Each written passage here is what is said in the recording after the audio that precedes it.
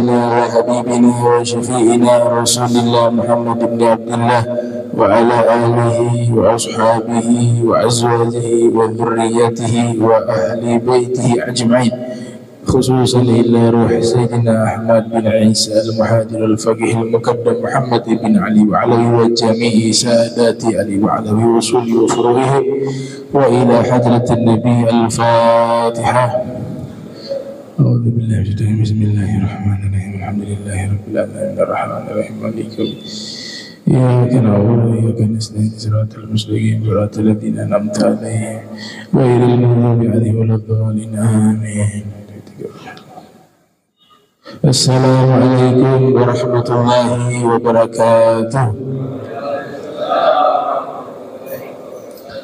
Alhamdulillahi rabbil alamin. Allahumma salli wa sallim ala sayyidina Muhammadin miftahi babi rahmatillah adada ma fi ilmillah, salatan wa salaman daiman mutalazimain bidawai mulkillah wa ala alihi wa sahbihi wa man wala, amma ba'du.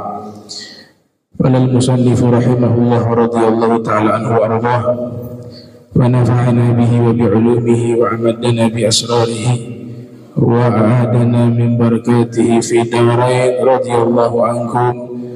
Babu syuruti wujubi salati. Ma'na syuruti wujubi salati ay hiya allati idza ijtama'at fi insanin wajabat as-salatu alaihi wa hiya sittatun. Alhamdulillah, puji syukur kehadirat Allah, salawat salam senantiasa tercurahkan kepada junjungan mulia Nabi tercinta Sayyiduna wa Maulana Muhammad sallallahu alaihi wa alihi wasallam beserta seluruh sahabat beliau, keluarga beliau dan umatnya. Yang kami muliakan seluruh imam Masjid Al-Amin, muadzin, hadirin hadirat yang insyaallah dirahmati Allah Subhanahu wa taala.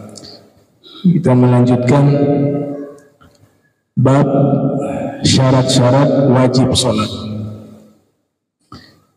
Makna dari syarat-syarat wajib salat yaitu apabila terkumpul pada seseorang maka dia diwajibkan sholat. Kewajiban sholat 5 waktu seluruhnya sepakat. Gak ada yang namanya khilafiyah bahwa sholat 5 waktu itu hukumnya wajib. Semuanya dari sejak zaman dahulu sampai zaman kita, baik imam yang 4, imam madhab maupun ulama salaf wa khalaf, semuanya sepakat bahwa sholat hukumnya wajib yang 5 waktu. Dari mana mereka bisa menetapkan hukum sholat 5 waktu wajib? Banyak sekali ayat Al-Quran memerintahkan, aqimus sholata, aqimus sholata. Itu kan artinya perintah. Dirikanlah sholat, dirikanlah sholat. Kemudian disaksikan oleh para sahabat Nabi bahwasanya Rasulullah Muhammad sallallahu alaihi wasallam itu tidak pernah meninggalkan sholat 5 waktu. Disaksikan bahkan dalam keadaan perang sekalipun. Lagi jihad fisabilillah, sholat tidak pernah ditinggal. Bahkan dalam kondisi sedang berperang, namanya sholat khauf. Artinya ini perintah, hukumnya wajib. Tidak ada rukhsah, tidak ada dispensasi. Mulai dari baliknya seseorang sampai dia meninggal dunia, kewajiban sholat 5 waktu tetap wajib ditunaikan. Di surat Al-Baqarah misalnya Allah Subhanahu wa taala berfirman, wa aqimus sholata wa atuz zakata warka'u ma'ar raki'in. Dirikanlah sholat, tunaikanlah zakat, dan rukulah kalian bersama dengan orang-orang yang ruku. Kata perintah di sini, dirikanlah sholat, adalah perintah yang hukumnya wajib. Yang dimaksud sholat yang 5 waktu, karena digandengkan dengan zakat. Hukum zakat wajib, maka sholat yang dimaksud di perintah awal adalah sholat yang wajib. Bahkan tidak dipisahkan antara perintah sholat dan perintah zakat. Dirikanlah sholat yang 5 waktu dan tunaikanlah zakat, dan rukulah kalian bersama dengan orang-orang yang ruku. Yang dimaksud ruku di sini sholat. Ya, dalam ilmu balaghah ada satu disiplin ilmu namanya ilmu bayan. Ilmu bayan, di situ ada pembahasan namanya al-majaz al-mursal. Al-majaz al-mursal ada yang jenisnya itlaqul juz'i wa iradatul kulli, menyebutkan sebagian tapi yang dimaksud keseluruhan. Yang disebutkan ruku tapi yang dimaksud berdirinya juga, sujudnya juga. Ya, itu sastra Arab. Menyebutkan ruku itu maknanya sholat. Karena gak ada ibadah yang diperintahkan kepada kita posisi ruku saja, gak ada. Ada tidak? Perintah ibadahnya ruku? Gak ada. Adanya sujud. Sujud syukur, sujud tilawah. Kalau ruku pasti yang dimaksud sholat. Karena ibadah posisi ruku itu hanya terdapat di dalam ibadah sholat. Makanya disebut majaz mursal, menyebutkan sebagian tapi yang dimaksud keseluruhan. Situ dikatakan ai shollu ma'al musallin. Yang dimaksud rukulah kalian bersama dengan orang-orang yang ruku adalah sholatlah kalian bersama dengan orang-orang yang sholat. Bahkan Nabi tegaskan dalam satu hadis, al-farqu ma bainana wa bainal musyrikin. Perbedaan antara kita umat Islam dengan orang-orang musyrik adalah meninggalkan sholat. Itu kata Rasulullah SAW, atau kama qala sallallahu alaihi wasallam. Dalam hadis yang lain Nabi katakan, man taraka salatan wahida muta'ammida, man taraka salatan wahidatan muta'ammida faqad kafar. Siapa yang meninggalkan satu solat dengan sengaja, maka sungguh dia telah kufur. Jadi kewajibannya ini sangat diwajibkan, sangat diwajibkan. Bahkan ibadah yang paling afdal dari seluruh perintah-perintah yang wajib itu solat. Dia berada setelah 2 kalimat syahadah. Setelah 2 kalimat syahadah, setelahnya adalah sholat 5 waktu. Ya. Baik. Nah, ini bab bagi orang yang diwajibkan sholat. Yang pertama, al-Islam. Orang non-muslim gak wajib sholat. Sholat itu khusus orang yang sudah beragama Islam. Kalau ada orang non-muslim ikut sholat, ya dianggap hanya gerakan saja, tidak dianggap ibadah. Fala tajibu 'alal kafir asli. Salat itu tidak diwajibkan kepada orang kafir asli. Ini bahasa dipertegas, ada kafir asli, ada kafir gairu asli berarti. Ya. Ada kafir asli, ada kafir yang tidak asli. Apa yang dimaksud kafir yang tidak asli? Orang yang sudah Islam kemudian murtad. Dia pindah agama atau dia keluar dari agama Islam, itu disebut kafir yang tidak asli. Kenapa dinamakan kafir yang tidak asli? Sebab dia dinamakan orang kafir tapi beban sholat wajib tetap wajib. Beda dengan kafir asli, memang dari lahirnya sudah kafir, dia dikeluarkan non-muslim, turun-temurun. Bukan masuk Islam, dia sudah lahir Islam kemudian keluar dari agama Islam, itu dinamakan kafir yang tidak asli. Para fuqaha membedakan hal itu, sebab kalau kafir asli, seandainya dia usia 60 tahun kemudian masuk Islam, usia 60 tahun kemudian masuk Islam, maka sholat yang ditinggal selama masa balik tadi sampai usia 60 tahun tidak perlu diqadha. tidak perlu diqadha. Berbeda dengan yang murtad. Kalau dia murtad, nauzubillah min dzalik, usia 20 tahun. Kemudian kembali masuk Islam di usia 50 tahun. Dari masa 20 tahun sampai 50 tahun itu, sholatnya tetap dihitung wajib. Kalau dia masuk Islam kembali, wajib diqadha. Itu bedanya kafir asli dan kafir yang tidak asli.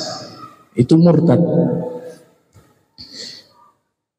Wala qada alaihi idza aslama, tidak wajib qada baginya apabila dia masuk Islam, yaitu kafir asli tadi.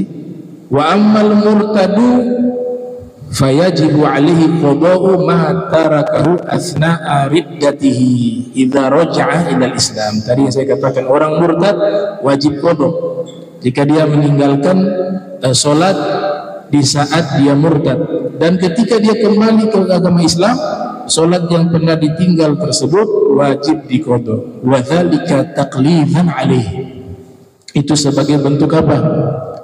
Teguran keras dari hukum Islam, teguran keras. Kita yang sudah dikasih Allah petunjuk, rizki sebagai orang Islam, bahkan banyak dari kita dari lahir sudah Islam, kita tidak mensyukuri nikmat ini, kita murtad, maka ancamannya secara hukum seluruh ibadah itu tetap dihitung wajib. Dan bukan hanya sholat, semuanya yang wajib itu dihitung. Beda dengan orang kafir asli. Mereka ketika masuk Islam itu seperti wulida maulud, ya, kullu mauludin yulad alal fitrah, seperti bayi yang baru lahir, suci bersih.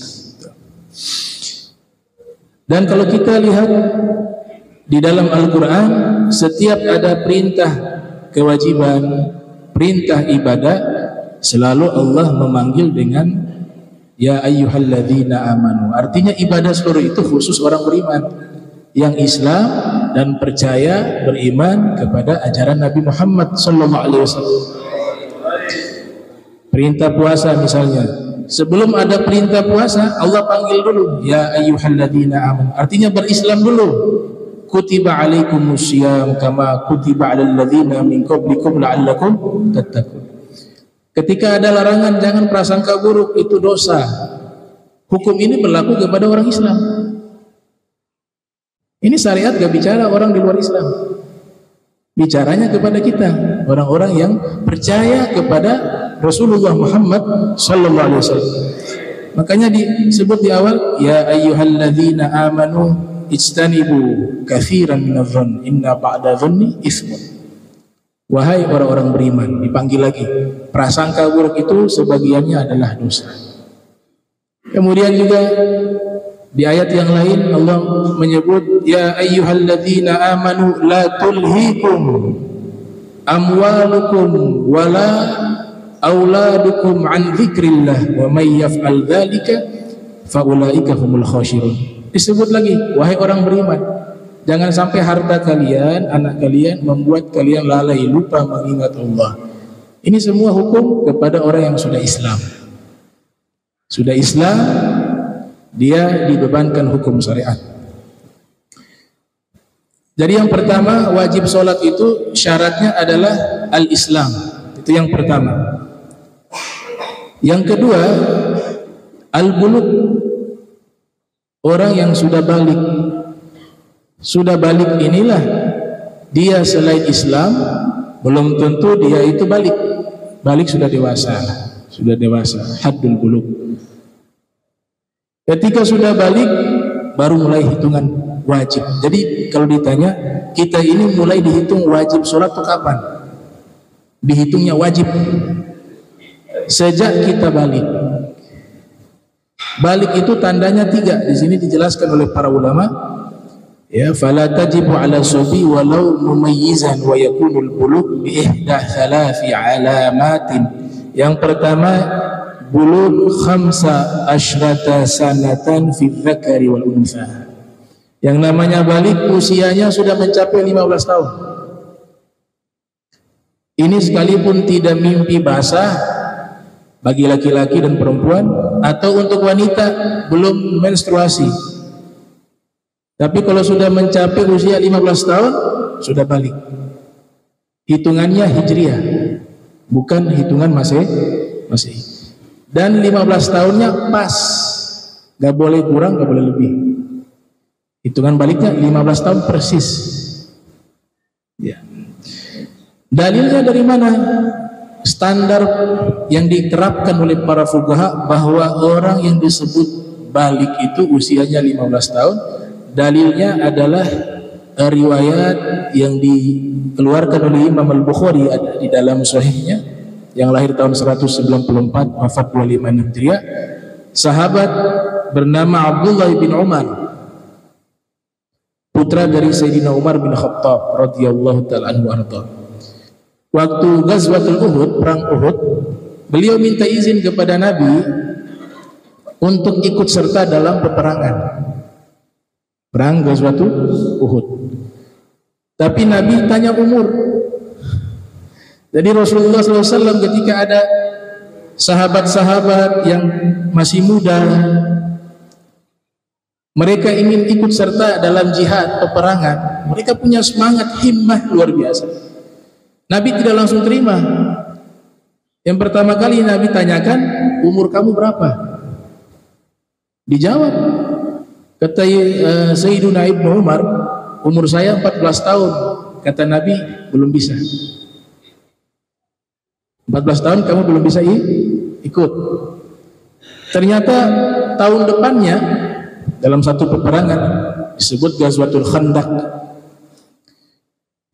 datang lagi Ibnu Umar ingin ikut serta dalam peperangan. Rasul bertanya lagi, umur kamu sekarang berapa? Dijawab, umur saya sekarang ya Rasul 15 tahun. Kata Nabi, saya izinkan. Riwayat ini sampai kepada Sayyidina Umar ibn Abdul Aziz, mengatakan bahwa hadis ini menerangkan tentang al-farqu bainas shaghir wal kabir, menerangkan tentang penjelasan masa anak-anak dan masa dewasa. Yang 14 tahun Nabi tidak izinkan, berarti masih anak-anak.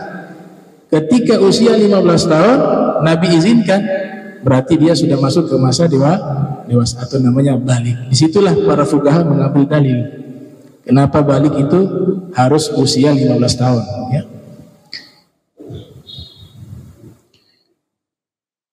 Yang berikutnya al-ihtilam. Tanda balik yang kedua al-ihtilam. Tadi yang pertama usia 15 tahun. Yang kedua mimpi basah, baik laki-laki maupun perempuan. Ada dalam hadis dikatakan ar-ru'ya minallah wal ihtilam minasyaitan. Mimpi baik berasal dari Allah, mimpi tidak baik, mimpi basah termasuk mimpi yang tidak baik, termasuk itu asalnya dari syaitan. Hadis riwayat Imam Muslim yang lahir tahun 204 wafat 261 Hijriah. Kalau kita dapat kisah-kisah seperti kisahnya Sayyidina Syekh Abdul Qadir Al-Jilani, itu kan disebutkan beliau itu pernah janabah selama berapa tahun, begitu baru janabah sekali. Khalifah Umar ibn Abdul Aziz juga begitu, selama menjabat menjadi khalifah hadas besarnya hanya sekali selama 2 tahun.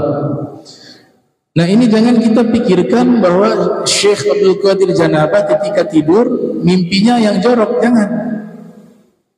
Gak bisa, para aulia mimpinya jorok.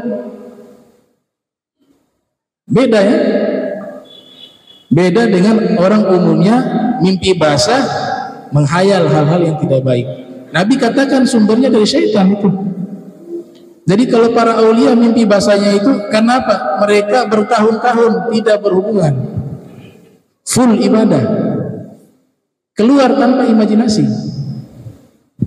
tanpa mimpi. Kalau yang lain mimpi. Makanya Nabi katakan al-ihtilam minasyaitan. Mimpi basah dari setan. Dan para anbiya, para rasul gak ada yang mereka balik lewat ihtilam. Para nabi gak ada yang standarnya mereka jadi dewasa sebab mimpi basah, gak ada. Hasya wa kalla. Manusia-manusia suci. Para aulia saja tidak ada, apalagi para nabi. Itu. Karena Nabi katakan dari syaitan. Mereka matanya dijaga, tak pernah maksiat mata. Pikiran dijaga, hati dijaga, aktivitas full ibadah. Bagaimana ada peluang setan menggoda mereka dalam tidur? Tidak bisa. Itu orang-orang Masya Allah, ya, Masya Allah. Mereka mimpi Rasul Muhammad SAW. Ya, kalau kita mimpi dikejar ular, ya, dikejar binatang buas, apalagi mimpi dikejar setan, ya Allah. Kata ahlu ru'yah, ada ar-ru'yah, ada pakai tak ar-ru'yah, ada ar-ru'yah, ada ar-ru'yah. Kalau ar-ru'yah pakai ya saja dengan alif di belakang, itu artinya melihat sesuatu dengan mata batin yang hanya bisa terlihat dalam mimpi. Tapi kalau ar-ru'yah dengan huruf ta di belakang, itu melihat dengan mata dan hati. Ar-ru'yah. Nah, mereka mengatakan kalau mau tahu makomnya kita di hadapan Allah, itu bisa terlihat dari mimpi. Kalau mimpinya, naudzubillah min dzalik, ya, mohon maaf, mimpinya yang jorok-jorok, ya kita punya magom begitu. Tapi kalau mimpinya ketemu dengan aulia wassolihin, mimpinya ketemu dengan orang-orang soleh, mimpi ketemu Syekh Abdul Qadir Jailani, mimpi ketemu Imam Al-Ghazali, mimpi lagi sholat, mimpi lagi baca Al-Quran, berarti magom kita seperti itu di sisi Allah Subhanahu wa Ta'ala. Yang saya bingung, magom dikejar setan. Itu di tafsir Muhammad bin Sirin ada tafsir mimpi. Beliau dapat mimpi bertemu Nabi Yusuf alaihissalam. Nabi Yusuf hanya memerintahkan beliau melihat isi di mulutnya Nabi Yusuf. Karena Nabi Yusuf dalam Al-Quran Allah informasikan sebagai salah seorang Nabi yang Allah ajarkan takwil mimpi. Dilihat, setelah dilihat bangun dari tidur, diberikan ilmu laduni, jadi ulama ahli takwil mimpi. Al-Imam Muhammad bin Sirin mimpi bertemu Nabi Yusuf, ya karena magomnya seperti itu. Apalagi yang mimpi bertemu Nabi Muhammad sallallahu alaihi wasallam. Maka berarti dia benar-benar dicintai oleh Rasul. Kalau kita belum mimpi, berarti kita hanya mengaku mencintai Nabi Muhammad sallallahu alaihi wasallam. Tapi cinta kita belum dibalas. Tapi insya Allah kalau kita rawat terus cinta kita, kita tingkatkan terus, insya Allah sebelum meninggal kita akan melihat Nabi Muhammad SAW.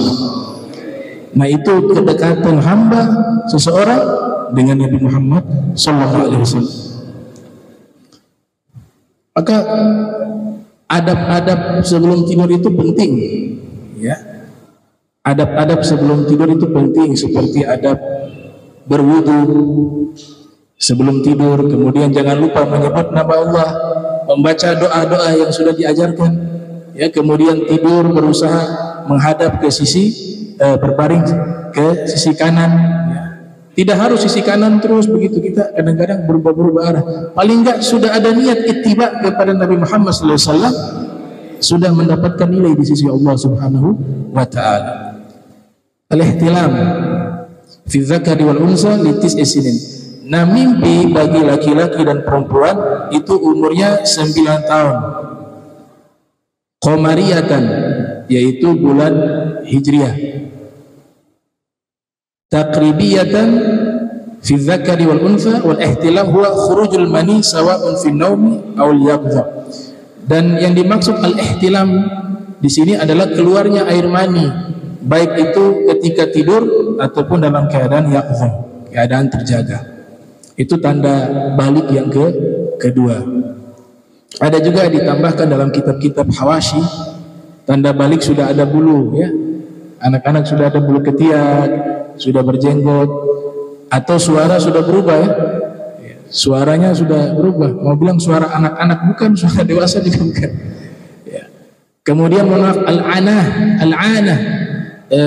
bulu-bulu di kemaluan juga sudah tumbuh. Itu dalam kitab-kitab Hawashi juga dikatakan sebagai alamat sudah balik. Ya. Yang ketiga bagi perempuan yaitu menstruasi usia 9 tahun. Jadi minimalnya orang itu disebut balik ketika usia 9 tahun. Ini nukil dari ucapannya Sayyidah Aisyah. Sayyidah Aisyah pernah mengatakan wa idza balagat al-jariyah tis'a sinin fahiya imra'atun. Apabila anak perempuan sudah mencapai usia 9 tahun, maka dia sudah disebut wanita yang dewasa. Fahiya imra'atun. Itu 9 tahun paling minimal. Tapi dengan apa? Catatan harus menstruasi atau al-ihtilam, mimpi basah. Seandainya dari usia 9 tahun ini tidak pernah menstruasi dan tidak pernah mimpi basah, tetap dikatakan dia balik ketika sudah masuk usia 15 tahun. Itu definisi balik. Dan juga definisi anak yatim itu usia sebelum balik. Istilah anak yatim itu dalam Islam itu sebelum balik anaknya namanya anak yatim. Kalau di atas 15 tahun tidak dikatakan anak yatim. Nah, ini bahaya kalau di atas 15 tahun. Ada yang umur 40 tahun saya anak yatim minta santunan. Ada yang 50 tahun. Standarnya 15. Itu ada dalam kitab karya Dr. Syekh Ali As-Sabuni berjudul Tafsir Ayatil Ahkam.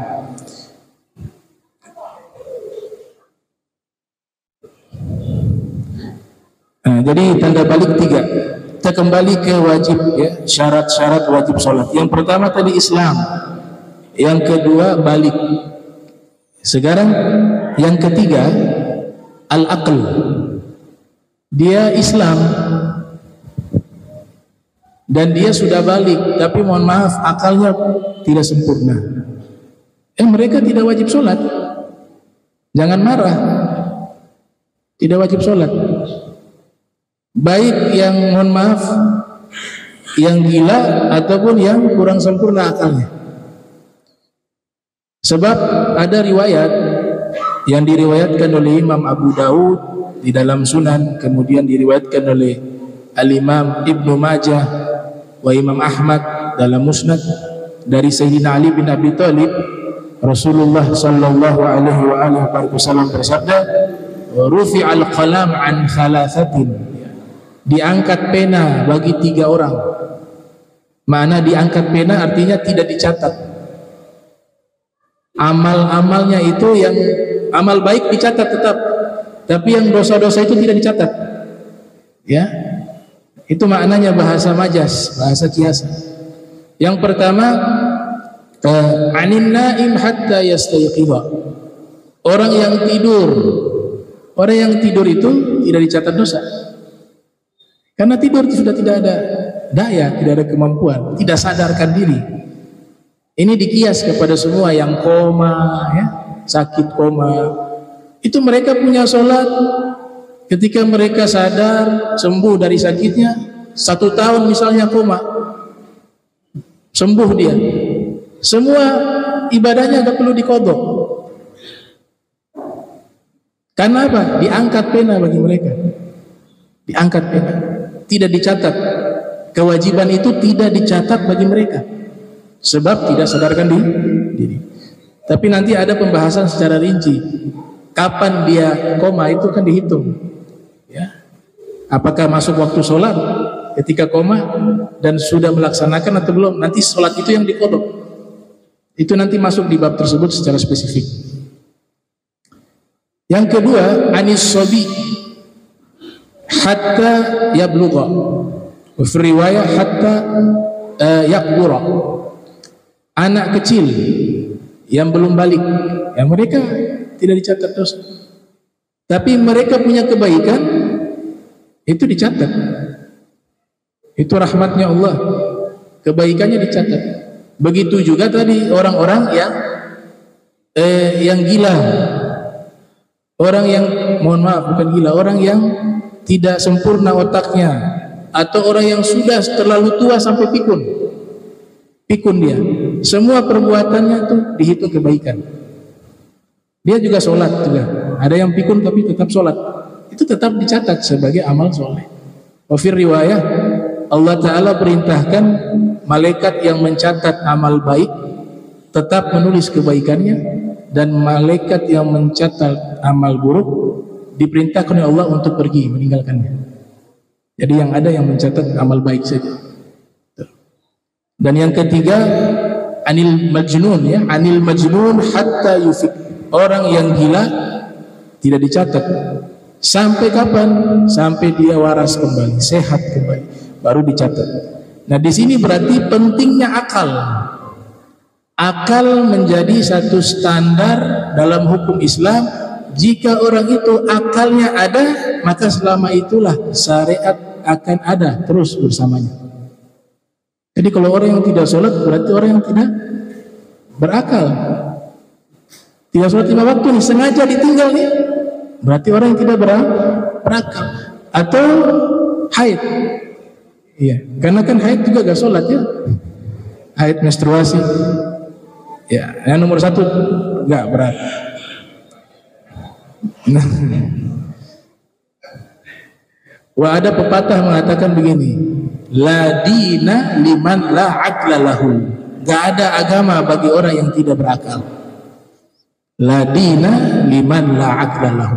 Tidak ada agama bagi orang yang tidak berakal. Kemudian yang keempat, at-taharatu anil haid wan nifas. Nah, syarat wajib sholat terbebas atau suci dari haid dan nifas. Nah, jadi wanita yang haid dan nifas, nah mereka tidak diwajibkan sholat. Mereka tidak diwajibkan sholat. Fala tajibu alaihima adaan wala qadaan. Dan bagi mereka tidak perlu qada kalau sholat. Yang qada puasa. Puasanya tetap diqada karena mudah dilakukan. Tapi kalau sholat memberatkan mereka, kasihan. Masya Allah, Allah rahmat ya kepada hamba-hambanya, sampai Allah atur hukum dengan memperhatikan bagaimana keadaan setiap hambanya. Kalau ini memberatkan, Allah tidak mau. Ini bisa ditunaikan, berarti itu memang akan mampu dilakukan. Yuridullahu bikumul yusra wa la yuridu bikumul usra. Allah menginginkan kemudahan, tidak menginginkan hal yang menyulitkan kalian, al-usra. Wa fil Quran Allah Subhanahu wa taala berfirman, wala junuba illa abiri sabilin hatta tagtasilu. Nah, orang-orang yang tidak suci itu tidak boleh ibadah. Bukan hanya haid dan nifas. Kalau ada wanita haid sengaja sholat, dosanya double. Tala'ub fil ibadah. Ya, justru dia bermain dalam hukum ibadah tersebut. Begitu juga yang janabah, baik hadas kecil, hadas besar, juga sengaja sholat tanpa bersuci, juga masuk kepada hukum at-tala'ub fil ibadah, bermain-main dalam ibadah. Dan itu sampai kapan bisa kita laksanakan kewajiban kita, ibadah kita? Hatta taktasilu, hingga kalian mandi. Dalam Al-Quran, yang wanita haid, yang nifas, mandi. Setelah sudah mandi, maka aktivitas bisa dilaksanakan, baik aktivitas ibadah dan juga berhubungan suami istri. Dalam mazhab kita gak boleh kalau belum mandi, sekalipun darahnya sudah berhenti, tapi kalau belum mandi janabah, hukumnya gak boleh. Gak boleh dijima, tidak boleh dijima. Dalam mazhab Hambali kena denda. Kalau mazhabnya Auza'i itu bayar 10 dinar dendanya. Sudah dapat dosa, denda 10 dinar. 1 dinar 3 juta. Kali aja. Ya. Hatta taktasilu, sabar sedikit sampai mandi. Nah, begitu juga kita yang tidak punya wudu, gak boleh kita ibadah sholat atau tawaf kecuali dalam keadaan sudah berwudu. Hadas kecil itu dihilangkan dengan cara apa? Berwudu. Innallaha la yaqbalu sholata ahadikum idza ahdatsa hatta yatawadda. Nabi katakan Allah tidak akan menerima sholat seorang di antara kalian dalam keadaan hadas hingga dia berwudu. Yang dimaksud itu hadas kecil.